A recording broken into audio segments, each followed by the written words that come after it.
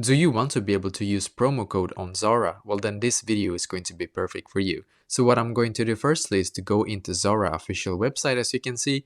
And then what I'm going to do, I'm just going to select some clothes to actually get, or just to demonstrate basically. So we're going to click on this one right here.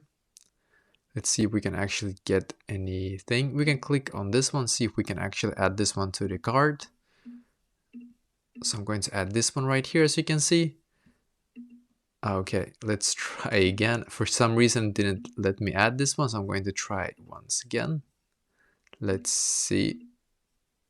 Perfect, now it's working, as you can see. Then what I'm going to do is to click on see shopping basket here, as you can see. And then it should take us to this page right here. So now, as you can see, I've now selected all the items that I want to be able to purchase from Zara. So what I'm going to do now is to just click on continue in here, as you can see. And then I should be taken to this page. Now what I'm going to do on this page, as I don't have an account, but if you have an account on Zara, of course you can log in into your account or register if you don't have an account and you want to be able to have one on Zara official website. But for this tutorial, I'm just going to click on continue as guest, as you can see.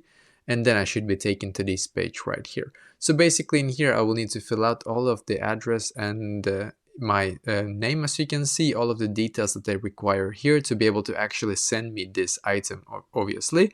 And we can also enable this one if we want to, but of course you don't have to. And then you can click on continue.